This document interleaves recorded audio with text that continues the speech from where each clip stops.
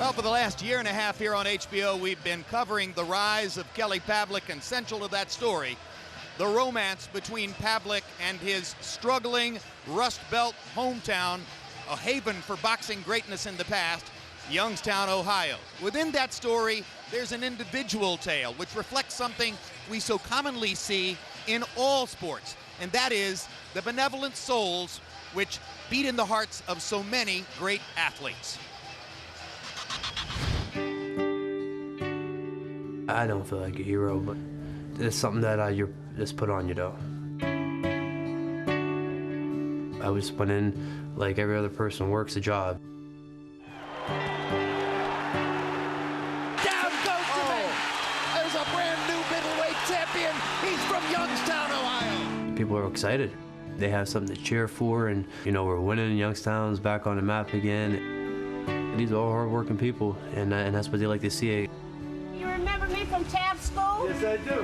What was my name? Miss Betty, as I say, you were with the lunch and everything. Yeah, so. how you been doing? And you wouldn't let me out of the classroom for lunch because I was bad. You take care, baby. All right, you too. Nice seeing you. Kelly Pavlik isn't just Youngstown's favorite son. He's an inspiration to the entire city, a living, breathing metaphor who illustrates that when hard times come, you can get back up on your feet. Oh yeah, that's just like you gotta be careful. You might not think that a local kid standing quietly in the corner of Kelly Pavlik's Southside gym has his own tale of heroism. But that's because you haven't heard Dante Delsignore's story. A little over a year ago, the 15-year-old was diagnosed with osteosarcoma, bone cancer. Through several rounds of chemotherapy and reconstructive surgery to remove a tumor on his leg, Dante has endured his own battle, a battle supported by an admiring friend. Well, you can see a kid that was sick. I mean, you could really, really see it. First time I went to go talk to him, and you could see it was just like, man, you know, I feel bad for this kid. The friendship began with a surprise visit to Dante's Youngstown home, set up through a family friend. Chemotherapy and surgery had been taking their toll, and the sight of Pavlik brightened things considerably. But neither fighter nor youngster would have anticipated the lasting impact of their meeting.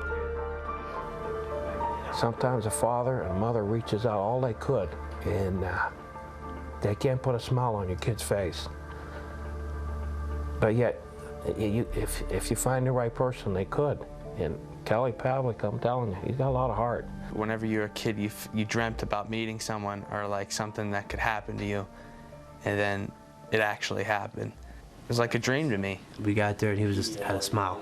You know, sick as he was, he had a smile from, you know, ear to ear, and that really made me feel good there. And I was just sitting there staring at him. Is that really him? Is he really here? He signed me 2 pictures. It says, "To Dante, best wishes from Kelly the Ghost Pavlik." How much you up to? Like 170? 176. From that day to the present, a friendship developed. Dante, when he felt up to it, visited Pavlik in the gym. The pair talked often on the phone and attended fundraising events together.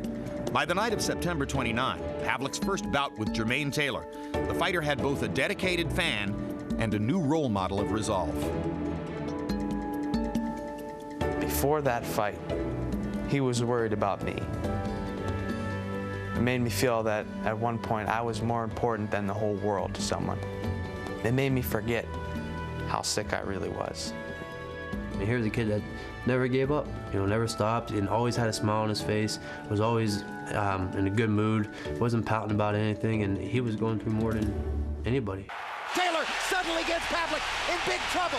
Kelly Pavlik getting raked by hard right hand and left hand, and down Pavlik goes down. Early in his fight, he fell down. And early in my fight and in my life, I had a fall. And I was diagnosed with cancer. And after I saw him get up and conquer his goal in his fight, it made me realize that, you know, this is just like the second round. Youngstown, once a flourishing industrial hub, now a city with thousands of struggling residents, has 2 inspiring examples of perseverance in its midst. A duo they had the chance to read about recently in a letter to a local paper from the Delsignore family. Dear Editor, we hear so much about how Youngstown is not the most ideal place to live, but someone special has changed my mind and made me proud to call Youngstown my home. That person, that role model, that hero is Kelly Pavlik. What Pavlik doesn't know is that he has made Dante smile more than anyone else. I am reminded of reading about Babe Ruth promising a boy he would hit a home run. I am reminded of Rocky running through the streets of Philadelphia, never forgetting his roots, even when he became famous. Well, to us, Pavlik is our Ruth and our rock. It's nearly impossible to repay him or rethank him for how much he's done to me, because he doesn't know himself how much he's done for me. Only I know that, and my family. And I can try to do as much as I can to let him know that he got me through something that no one else could. It's basically saving my life. We asked Kelly Pavlik yesterday about Dante Delsignore, and he said that recently Delsignore walked into his gym with a full head of hair and muscles in his arms, and he almost didn't recognize him. Earlier today, I caught up with Dante on the telephone to ask him about his progress, and he told me that 4.5 months ago, he ceased chemotherapy and radiation. He's not certain that he's yet scored that 7th-round knockout over cancer, but he feels like he's winning. He said that earlier in his life, his big dream was to play football, but now he has a bigger dream, which is to use his experience to help other people. I have a hunch that he just did.